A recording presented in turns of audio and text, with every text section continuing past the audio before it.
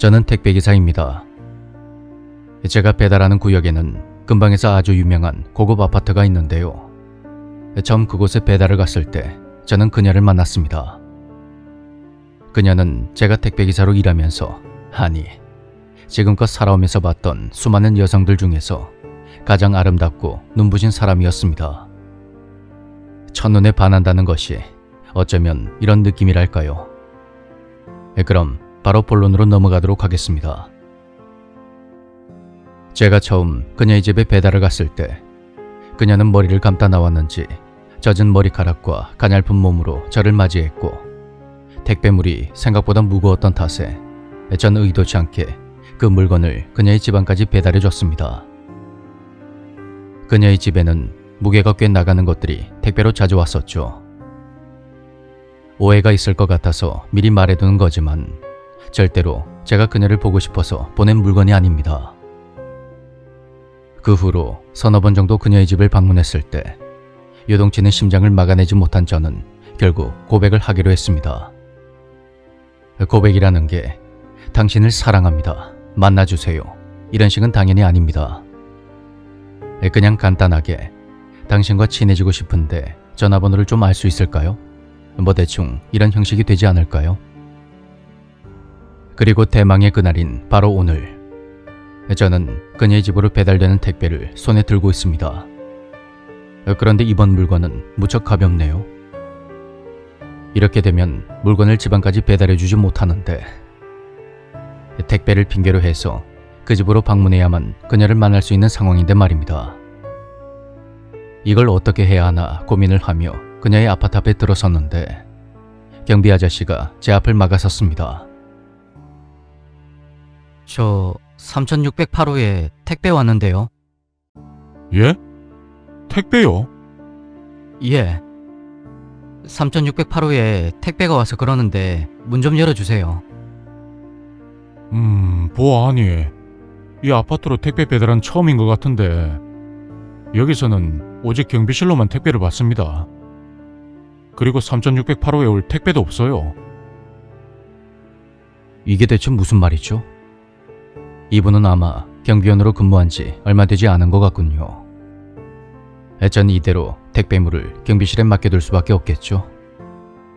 이렇게 그녀를 못 만나게 되는 건가 생각하고 있을 때 아저씨가 뜻밖의 말을 했습니다.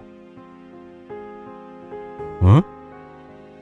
근데 3608호에는 아무도 안 사는데? 아, 그러고 보니 그 집 사는 여자 몇 달 전에 죽었어요. 이건 또 무슨 말일까요? 얼마 전까지만 해도 내 두 눈으로 살아있는 그녀를 똑똑히 봤는데 말입니다.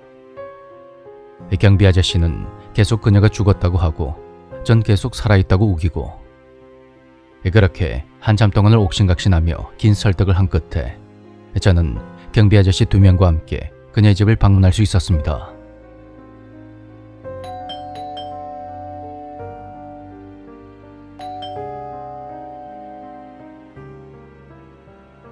보통 초인종을 3번 정도 누르면 그녀가 문을 열어줬는데 오늘은 아무도 문을 열어주지 않는군요. 아마도 그녀는 외출을 한 거겠죠? 안에 사람이 없나 보네요. 그럼 경비실에 맡기고 가겠습니다. 아니, 기사 양반, 여긴 아무도 안 산다니까. 죽은 지 몇 달은 됐다고 말했잖아. 이 아저씨는 아까부터 도대체 왜 이런 끔찍한 말을 하는 걸까요? 며칠 전까지만 해도 분명히 그녀를 봤는데 이미 죽은 지 몇 달이 지났다니, 그럼 내가 도둑이라도 본 거였을까요? 전 그녀의 집 앞에서 아파트 입구까지 가는 동안 또다시 경비원들을 설득했습니다. 물론 그게 쉽진 않았지만 이대로 돌아갈 순 없으니까요. 저는 비장의 무기를 꺼내는 심정으로 아파트 복도에 설치된 CCTV를 보자고 했고, 끈질긴 설득 끝에 드디어 지난주의 영상을 볼 수가 있었습니다. CCTV 화면에 지난주의 제 모습이 나오는군요. 저는 속으로 거봐, 내 말이 맞지? 그렇게 의기양양한 얼굴로 흐뭇한 미소를 지으며 화면을 바라보고 있었죠. 그런데 제가 그녀의 집 현관문 앞에 서더니 도어락 번호를 누르는 겁니다. 마치 내 집인 것 마냥 전 초인종 대신 도어락 버튼을 천천히 하나씩 눌렀습니다. 그리고 설마 했는데 그 문이 열리는 겁니다. 제가 경비 아저씨들 대신 그녀의 집 현관문을 클리어했네요. 그렇게 그녀의 집 안으로 들어간 일주일 전에 저는 5분이 채 지나지 않아서 밖으로 나왔고 흐뭇한 미소를 지어 보였습니다. 그 장면을 보는 순간 경비원들은 저와 눈을 마주치지 못하고 있고 심지어 저 스스로도 거울 속의 제 모습을 똑바로 볼 수가 없네요. 하지만 그게 중요한 게 아니에요. 저와 경비원들은 또다시 그녀의 집으로 향했고 경비원 아저씨들은 저한테 문을 한번 열어보라고 했습니다. 아니, 제가 도어락 번호를 어떻게 알겠습니까? 제 기억으로는 분명 그녀가 문을 열어줬다니까요.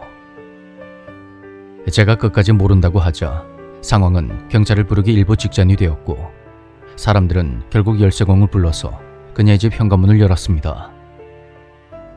문을 여는 순간 절 맞이한 것은 진한 향냄새와 제 머리카락을 스쳐 지나가는 바람이었습니다.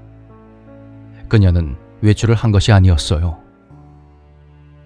그 바람을 느끼는 순간 저와 경비원 아저씨들은 등골이 오싹해졌고 집 안으로 들어선 순간 자동으로 닫히는 문에 또 한 번 놀라고 말았습니다.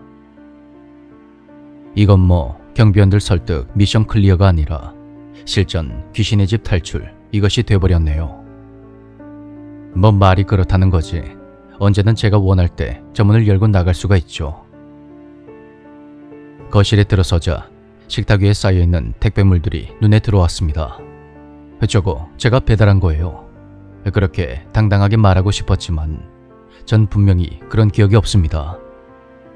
왜냐하면 늘 그녀가 웃는 얼굴로 문을 열어줬으니까요.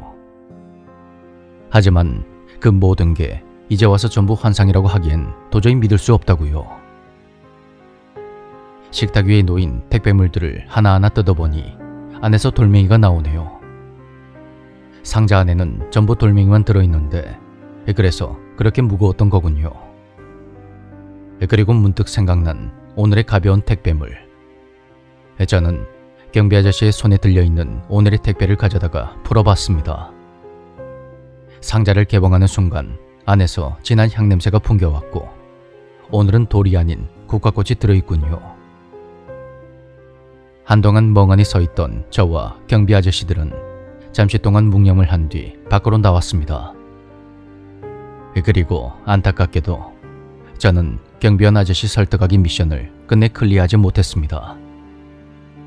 과연 제가 본 것들은 다 무엇이었을까요?